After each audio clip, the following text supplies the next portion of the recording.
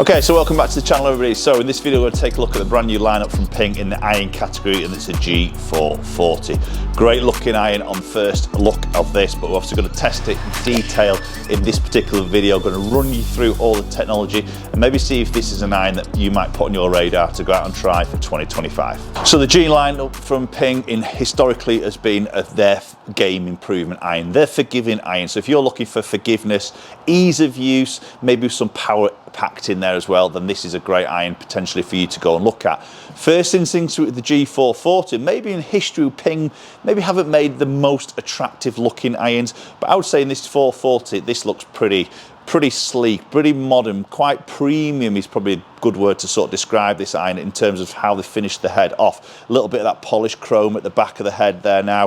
Obviously it's a large playing appearance in that setup, but it's a nice shape there. It's not too intrusive. Top line is relatively sort of thick, but chamfered a little bit and sort of disguised a little bit in a way, so it doesn't look too bulky and square at the top. A little bit of offset, as we're going to appreciate in this particular iron. Okay, so let's get underway. Let's hit some shots. As I've got 7 iron in my hands, and as I say, appearance, it's pretty confidence inspiring, quite long from that heel to toe, as we've seen in previous models, to be honest. A little bit of that offset, sort of medium to thickish top line. Oh, that's a good strike to work thing off, and a loud crack to that off the club face. Nice high towering ball flight.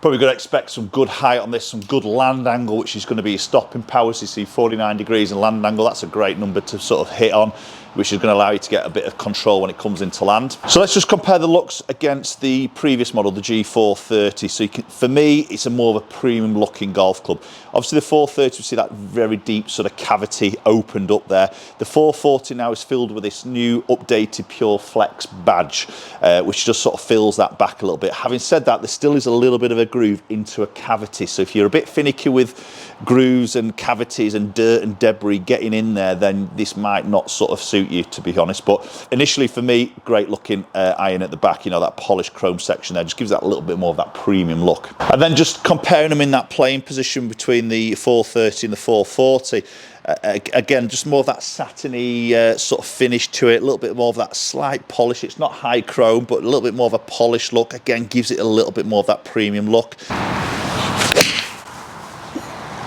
Yeah, it's definite crack off the club face. There's a little bit on that louder sound, I must admit. Very sort of positive feel in terms of how it's come off that club face there.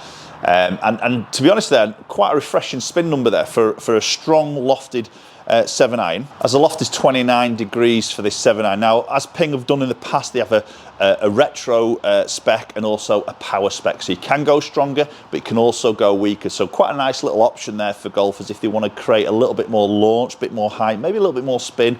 You can go on that retro loft, which is a little bit weaker, and vice versa. If you really just want to get maybe a flight down and get some power and distance out of it, you can obviously go a little bit stronger at the same time. So with the stronger specs though, maybe just got to be careful in the wedge part of the bag. So your pitching wedge is going to come in at 42 degrees, incredibly strong there, isn't it? So then you've got a U wedge to sort of work in there, utility wedge. Then you've got a 52, and then you've got a 56 degree. And obviously if you're going to carry a lob wedge as well, potentially you could have 5 wedges in there, which might be a little bit of an overkill for many golfers out there. So you also got to weigh up what you're carrying in the other end of your bag to obviously make up to your 14 clubs. Oh, that's a good strike. That is high. I mean, that is 29 degree loft, but that is really sort of flighting up there. And that's Ping are sort of saying they've got this low CG, high MOI, as we hear so many times. So obviously weight being distributed low in the head allows you to get that sort of flight up there, you know, and obviously getting that descent angle, again, 51 degrees coming in. I've got more than enough confidence, whether that spins really low or really high, that that ball is going to get some nice sort of stopping power as it lands into the green. Oh, just a little bit pulley, but the height is really good on there. As I say, it is quite a clicky sound, and you know, this Pure Flex badge that they've sort of redeveloped is sort of what Ping are saying is trying to dampen that sound down a little bit, but I think there's still an element of that little clicky sort of sound in there, which again, it's you either like that or you don't like that. I think you know, I think it's something you'll very much get used to.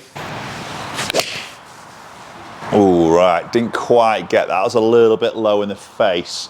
It's come out quite nice and neutral. It'll be interesting to see if there's any drop-offs. Yeah, so spin's gone up a little. I did catch that a bit low in the face, so spin has just crept up to that 7,000 mark, so I have just dropped a little bit, but it's not disastrous from what I didn't feel was a great strike.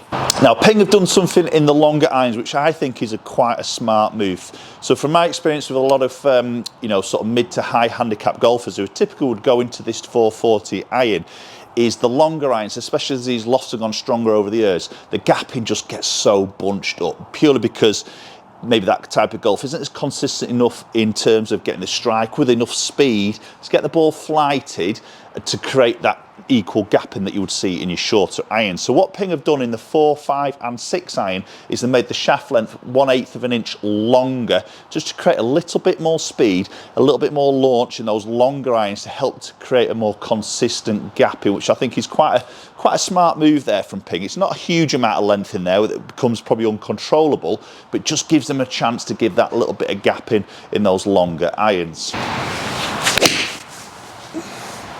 That's lovely. A little bit of a loud crack to it, but the flight's good. The feel off the face is pretty good.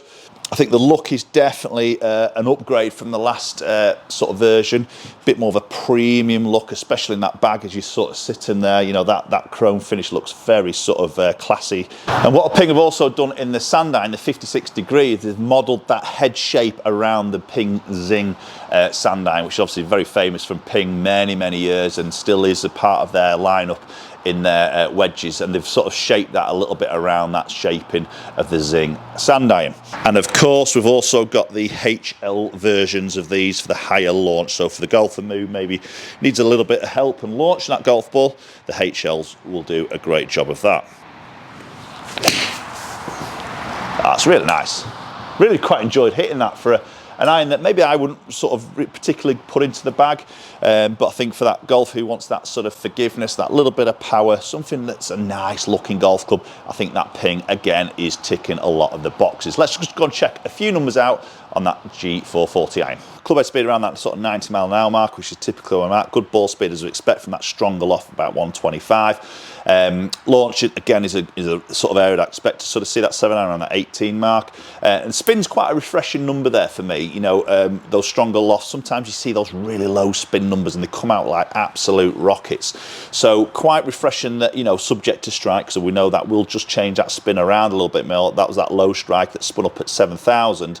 You know, so typically around that sort of 5.8 to maybe, you know, 6.7 in terms of a relatively decent sort of strike is quite acceptable in that sort of iron, and quite refreshing as I mentioned. So 175 on that carry, great height there, great land angle, so there's a bit of that stopping power in there as well. And I think that front to back dispersion on that carry, again for a game improvement iron, which sometimes you get hot ones, don't we, on those particular irons, I think is quite acceptable as well. Okay, so Ping G440, I think that's another cracking lineup from Ping, so definitely if you're in that area for that game improvement iron, that confidence seeking, forgiveness, a little bit of power, definitely worth taking a look at. Appreciate you watching the video as always, and hopefully we'll catch you all very soon.